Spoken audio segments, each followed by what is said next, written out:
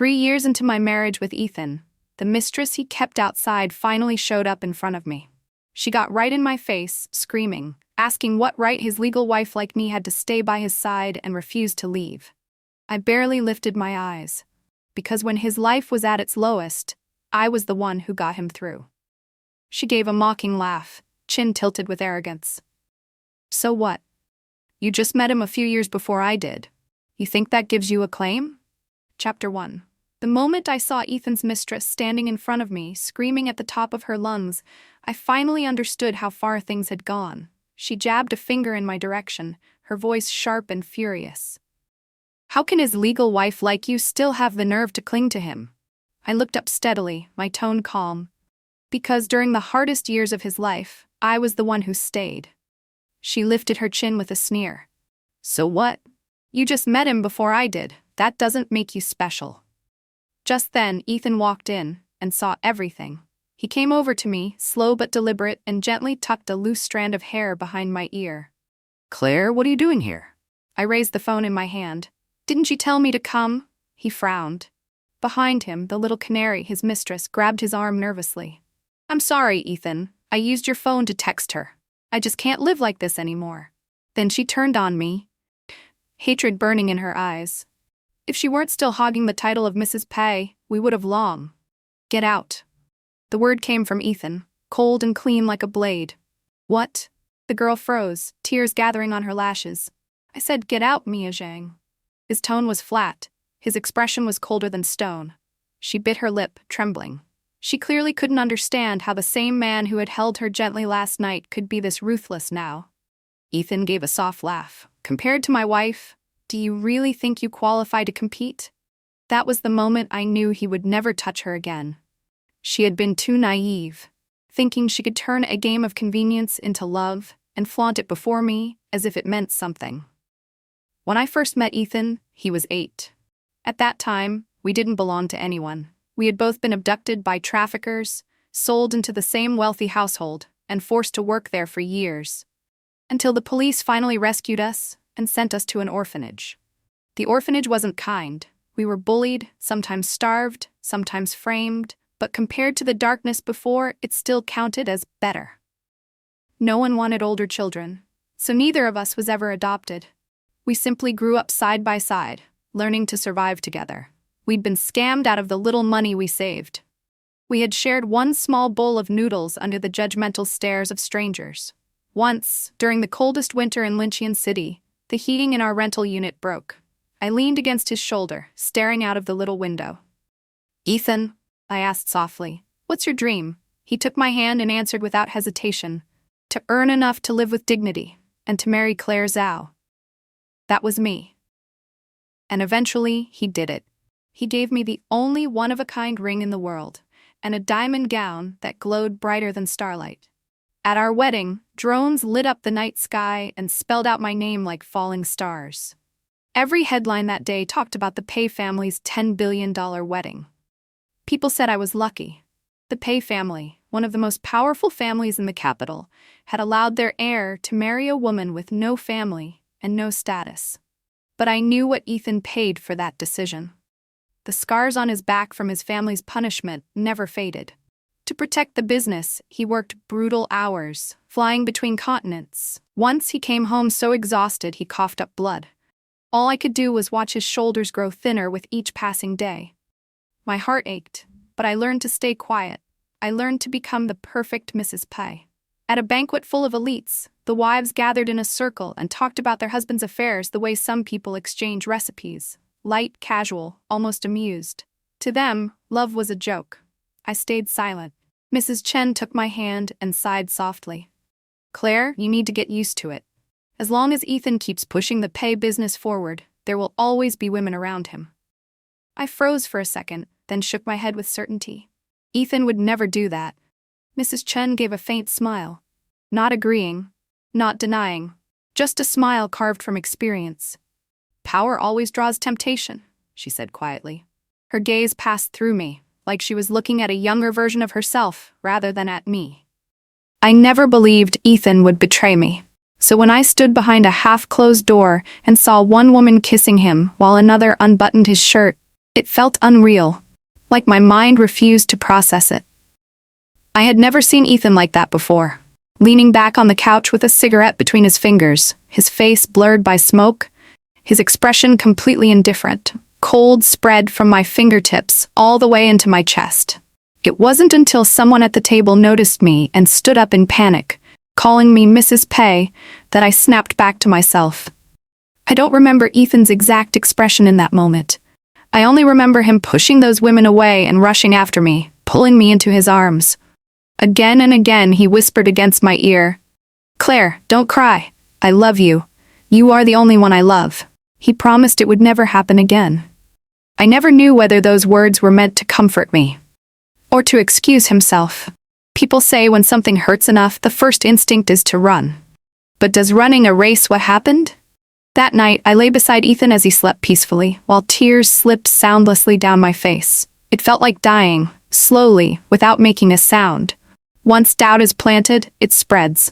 During that period, I became someone I didn't recognize. Paranoid, breathless, always afraid.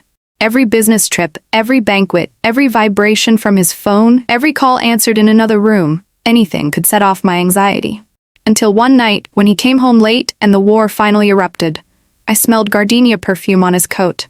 I lost control. I screamed. I smashed expensive porcelain. I shattered our wedding portrait in the hall.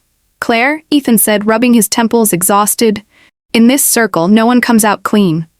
I was wrong to hurt you, but the one I love most is still you." Then he left, telling me to calm down. I collapsed on the floor, sobbing into my palms. Shards of glass cut into my skin, blood mixed with tears. I thought about divorce, but I wasn't willing. I was too unwilling. I had tried to fight desire and power with love. Of course I lost. The suffocation dragged me into depression.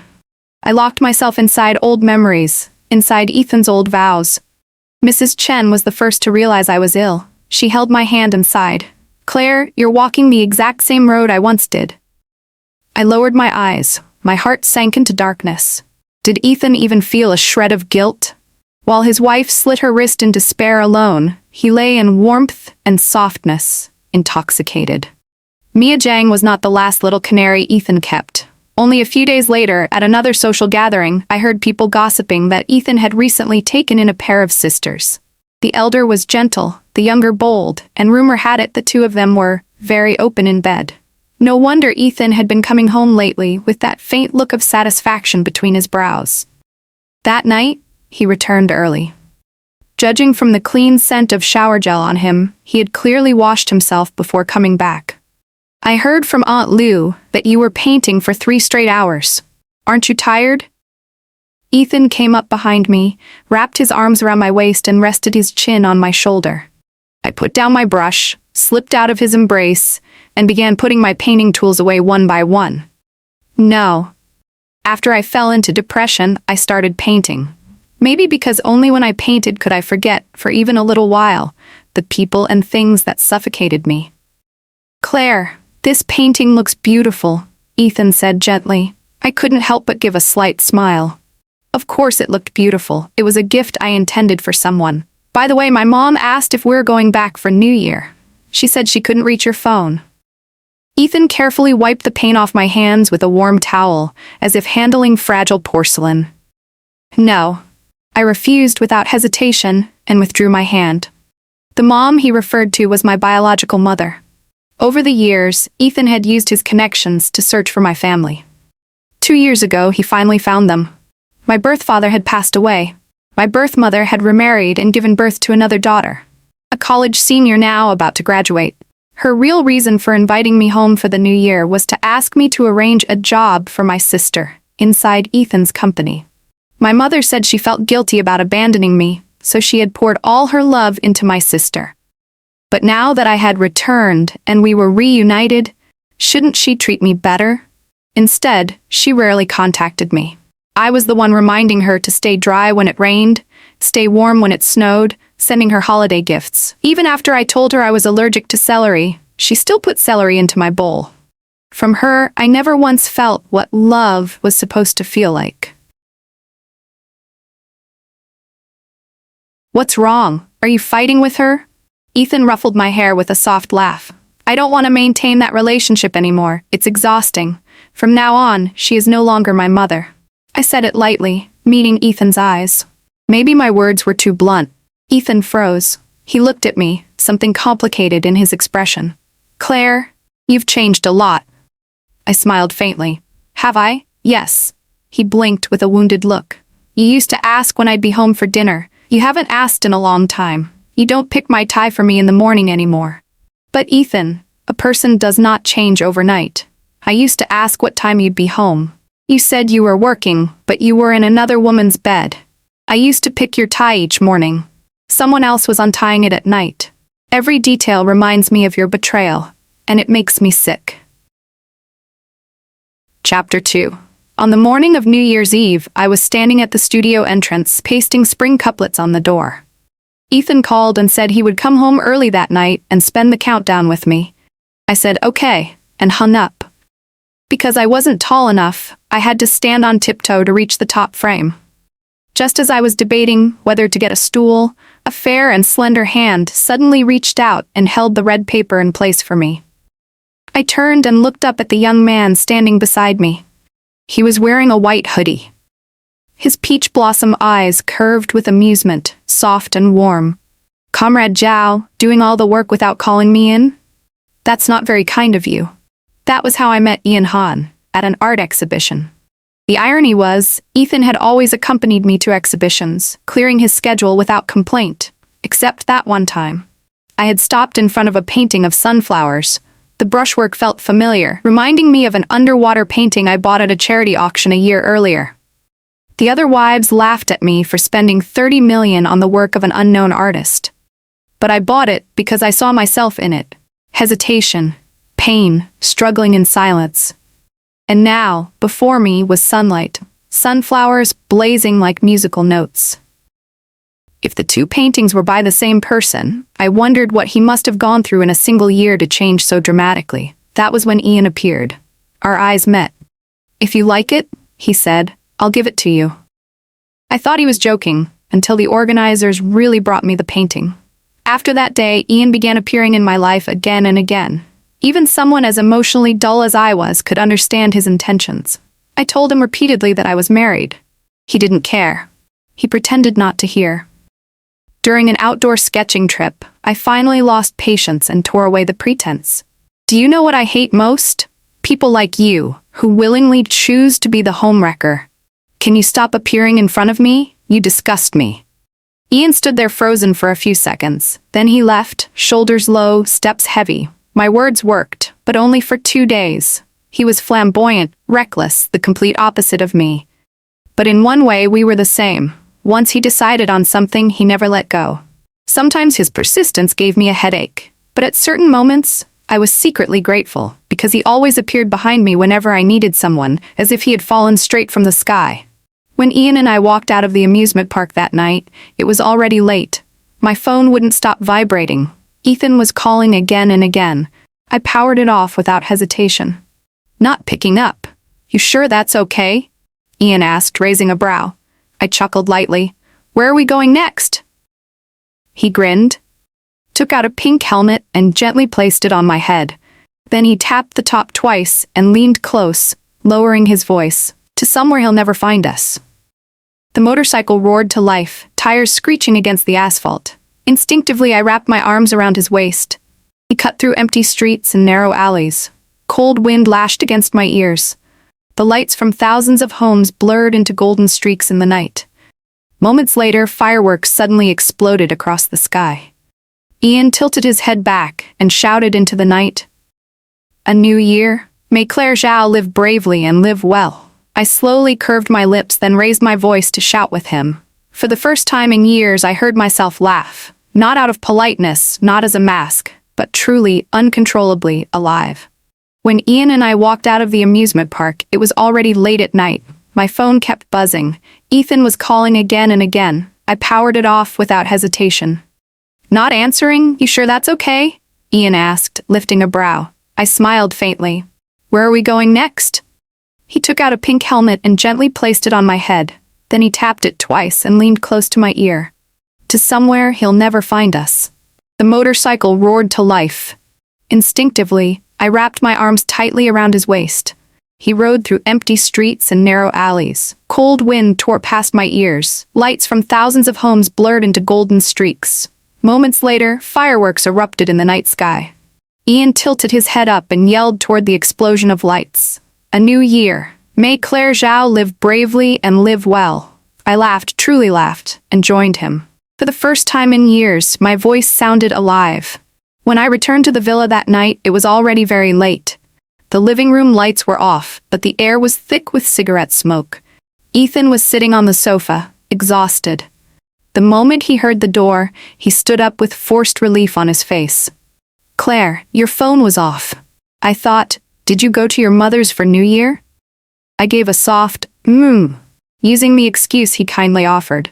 I was about to turn off the light and go upstairs when his hoarse voice stopped me. "Claire, I had a dream last night. In the dream, you fell in love with someone else and left me." He paused, then asked quietly, "Claire, will you always love me?" When I didn't answer, he panicked, sitting up straighter, searching my face like he was looking for a sentence written there. I almost laughed. Fate really is fond of symmetry. For years, I used to ask myself the exact same question. Does Ethan still love me? Back then, I thought, yes. He filled the yard with flowers I loved. He bought Lusui Bay for my birthday, sparing no expense. He set up an art foundation in my name. The year I was sick, he climbed a snowy mountain on his knees to pray for my safety. So yes, he did love me, but his love was divisible. He could love me and still lie with other women. In our circle, anything could be played with. Doubles, trios, more. No one even blinked. Even the wives sipping tea told me not to value love too much, but I couldn't accept it. So I spent years trying to find proof that Ethan loved me more than he loved those other women. Until Ian told me, real love does not need proof. Maybe because it was the New Year holiday, Ethan stayed home for several days in a row. One afternoon, when I returned from the studio, I saw him in the kitchen, wearing an apron, cooking. "How did you suddenly think of cooking yourself?" I asked, leaning against the wall. "Claire?" Ethan lifted his eyes and looked at me gently. "I was thinking about our past. The years we struggled together, nothing and no one can replace that." For a moment my mind drifted back. There was a time when Ethan said, "I will only cook for my wife and love only my wife." There was a time when he said, "Childbirth is too painful. Claire, let's never have children, okay?" There was a time when he said, "Claire Zhao can live without Ethan Pei, but Ethan Pai will die without Claire Zhao." Back then, our hearts were higher than the sky. We saw only each other. We believed love could conquer everything. Later, we learned we were simply too young.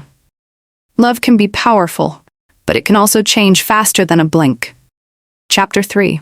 The more I thought about it, the more meaningless it all felt. "What are you thinking?" Ethan came out of the shower and wrapped his arms around me from behind. His warm breath brushed the side of my neck. He gently bit my earlobe, his hands sliding under my nightgown with practiced ease. "Claire, let's have a child." Pointless. Ethan was no longer the Ethan from before, and I was no longer the Claire from before. I caught his wandering hand, turned to face him, and said lightly, "Ethan, I'm scared I'll get AIDS." His face turned completely white. He stared at me, stunned.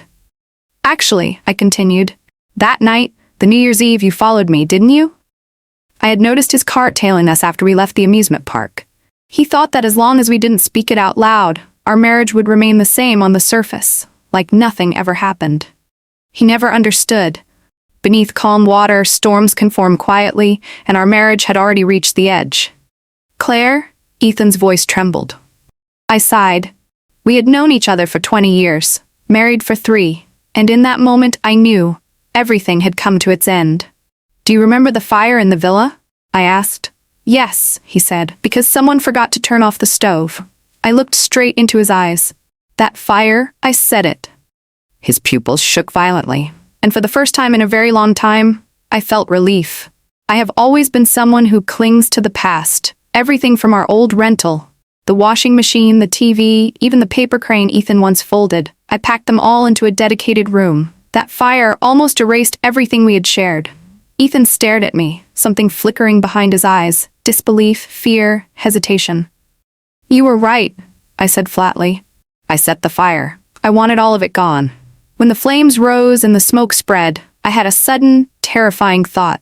To walk straight into the fire and never come out. If Ian hadn't called me at that exact moment, I might have died there. Why? Ethan grabbed my hand, shaking, as if he were about to break. You're really asking me why? I lifted my eyes to him. Ethan, do you truly not know? He staggered back a step, color draining from his face. I went to the bedroom, pulled a box from under the bed, and dumped everything inside onto the floor. Every time you were with another woman, I wrote you a letter, I said. There are 55 in total. Then I opened a drawer and poured out a bottle of pills. What I take every day isn't vitamins, it's antidepressants. Under Ethan's horrified stare, I unbuttoned my shirt and exposed the scar on my lower abdomen. I told you I got hurt while traveling. That was a lie. Tears slid down without permission. We had a child once. I lost it in that car accident. That shallow scar was the only proof that child ever existed. Claire, why didn't you tell me? Ethan's eyes were red, his voice trembling. Why? I laughed, bitterly, breathlessly. I did call you, but you were in bed with another woman, doing a nurse costume roleplay. That night, blood was flowing down my legs, and my first instinct wasn't 911. It was you. The phone rang forever before you picked up. I called your name again and again. And what I heard was a woman's laugh beside you. She complained about not wanting to dress as a nurse again. You lazily agreed. And then I heard the sound of a condom wrapper tearing open. I held my phone until my knuckles went white. My heart felt like it was being ripped apart by 1,000 invisible blades. My vision blurred. I remember Ian pushing through the crowd to reach me. I couldn't hear him clearly. I only gripped his hand and repeated, "It hurts." It hurts so much. And it did. Not just my body, my heart was being carved open. Ethan, I'm telling you all of this not so you'll pity me, but so you understand why there is no us anymore. Ethan sat on the edge of the bed, hands buried in his hair. Claire, I broke every promise. It's all my fault. Why would heaven punish you instead of me? It should have been me. His voice cracked. Then he broke down, sobbing like a child. Yes. How did we end up here? We once loved each other so fiercely. But today, for the first time, I truly understood. In this relationship, I had given everything I could. So the one who should carry regret is not me. Ethan, I said calmly, we are getting a divorce. I want to keep going forward with my life. I looked out the window and took a long breath. Light, clean, and for the first time in years, free. A wave of cold air swept through Lynchon City. This winter felt colder than any I remembered. Ian wrapped a scarf around my neck. I tried to pull it off. It didn't match my outfit. He clenched his jaw. Comrade Zhao, people who ignore good advice usually pay for it immediately. Though he complained, he still took my hand and tucked it into his coat pocket, holding it there with his own. That was when Li Jie appeared, my biological mother. She stood a short distance away, staring at us, her expression so tight it looked like she could crush a fly between her brows. Inside the cafe, she sat across from me. Ian waited outside. What do you want? I asked flatly. Lele, Are you really divorcing Ethan? Yes. Marriage isn't a game. Men in Ethan's position all slip now and then. You should be a generous woman, learn to tolerate him. She spoke like she was teaching a child a life principle. When I didn't react, annoyance crept into her stare. And that boy outside, he's younger than you, isn't he? Claire, you're almost 30. You're not young anymore. Can you guarantee he'll love you forever? I cut her off, tired of listening. Did Ethan send you to talk me into staying? Her expression didn't change. I let out a quiet laugh. So not Ethan. Then let me guess. Your Mr. Dong needs Ethan's help again? Mr. Dong, her second husband. A flicker of embarrassment flashed across her face before she quickly smoothed it over. Lele, I'm doing this for your own good. For my good. People always use love as the shield for their cruelty.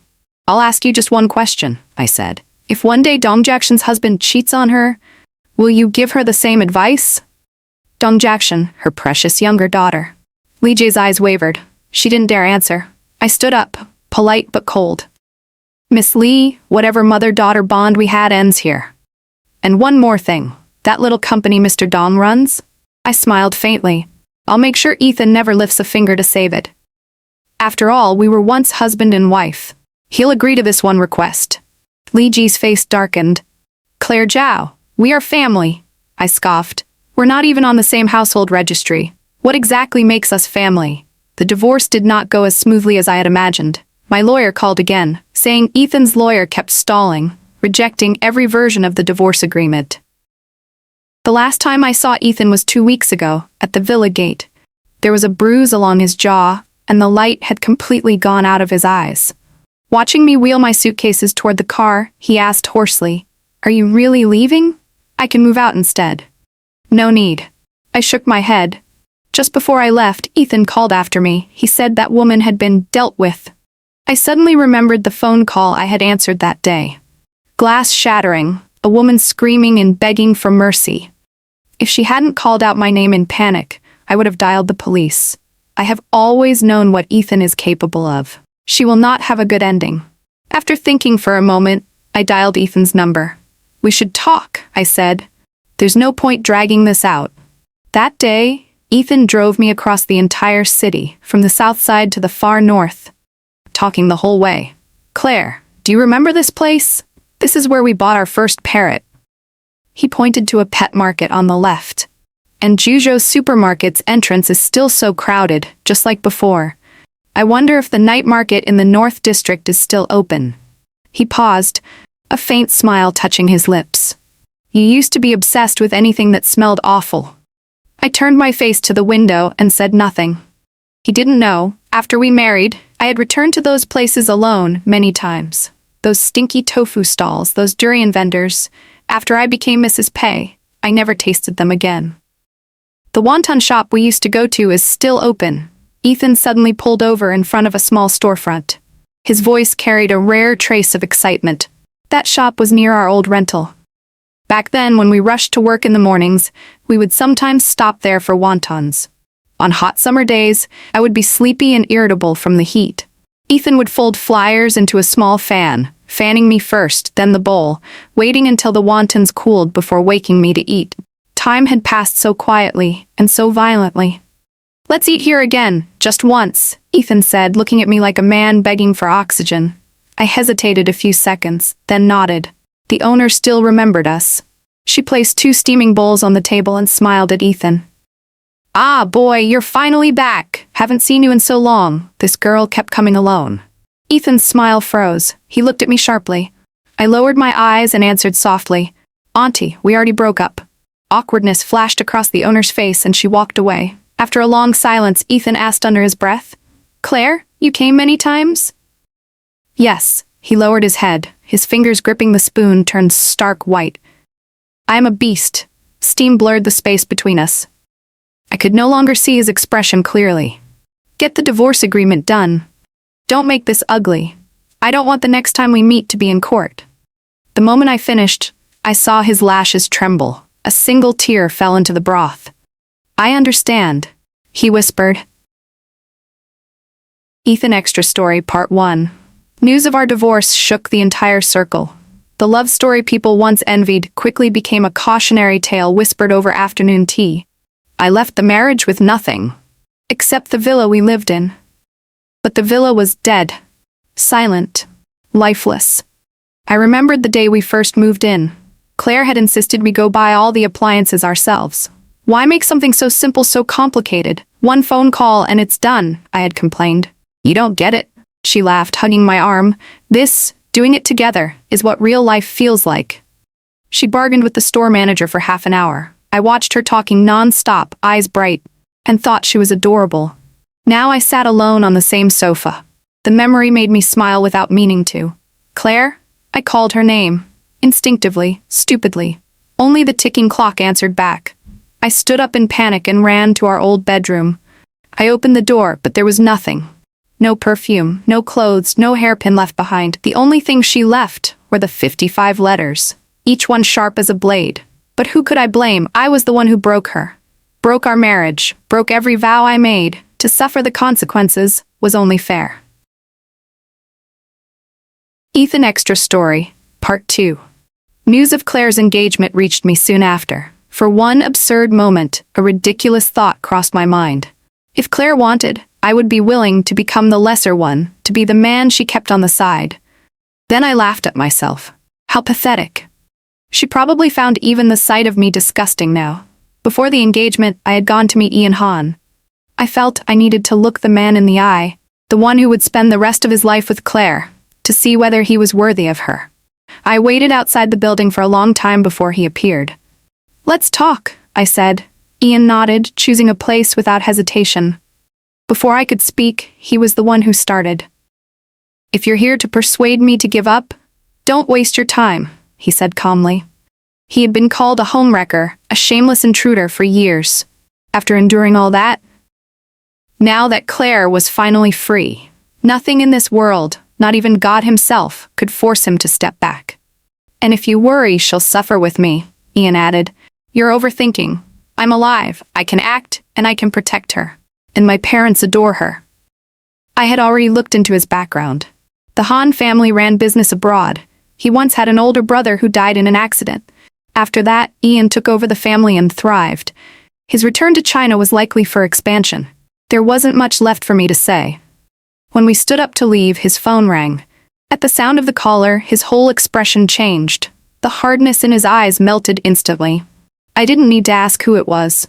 "Claire asked me to buy some ingredients," Ian said with a small smile, tugging at his collar, exposing a wedding band. "I'm making her sweet and sour ribs tonight, her favorite. You should come try my cooking sometime, Pi. I'm actually not bad." Sweet and sour ribs. My hands went cold. I used to make that dish for Claire all the time. I would tease her. "Aren't you tired of eating this yet?" She would laugh, arms around my neck. "Ethan's cooking? I could eat it every day of my life." "No," I said now, voice low.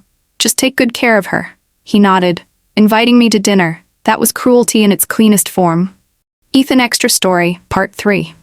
On the day Claire married, I shut down the company. I locked myself inside the villa and sat on the cold floor. By the time night fell, the wedding was probably over. I tried to picture what she might be doing now, toasting guests, handing out candy, smiling at someone else. A twisted smile pulled at my lips. So this is what it feels like, the pain she must have felt the day she caught me with another woman.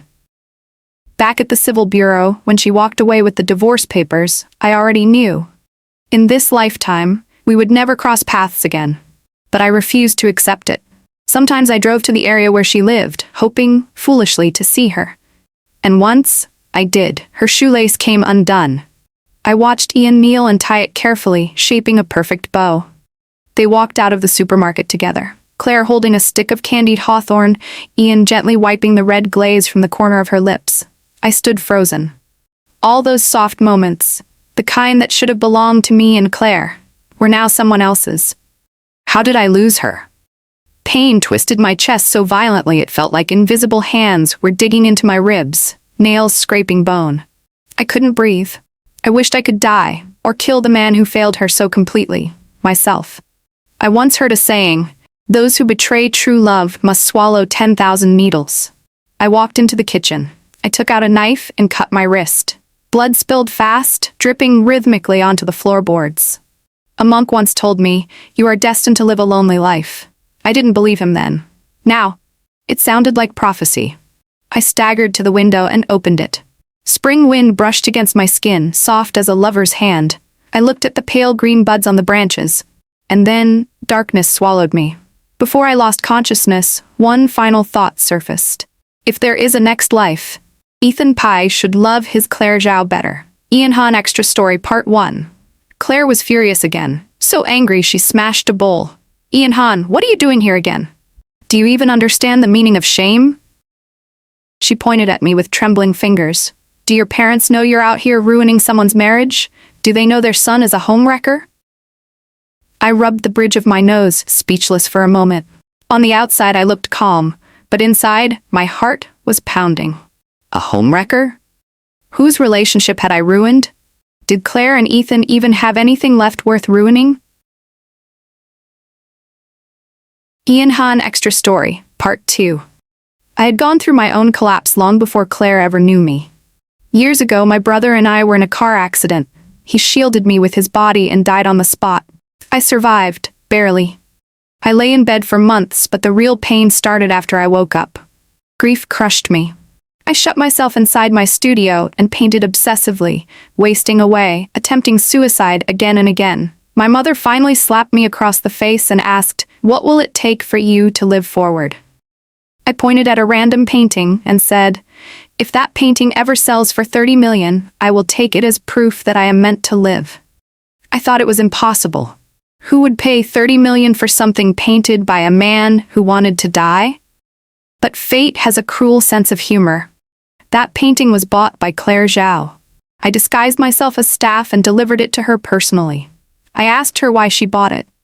Her answer gave me a feeling I could not name: recognition, sympathy, and something else. Later I learned she was married and that her marriage was harmonious. I felt happy for her. And at the same time, something inside me collapsed without a sound. I didn't understand what that feeling was until much later. Ian Han Extra Story, Part 3. One day abroad, I ran into Ethan by chance. He was holding a model in his arms. That was when something inside me snapped. At first, I felt sorry for Claire. Then, I saw an opening. That same night I booked a flight back to China. But pursuing her was not easy. She insulted me endlessly, called me a shameless third wheel, said I was like gum stuck to her shoe, said every vicious thing she could think of. But I didn't mind. I am patient and persistent. I could endure 10 years of being scolded, 20 even, as long as in the end she turned around. Because in my world, once I choose someone, I never let go.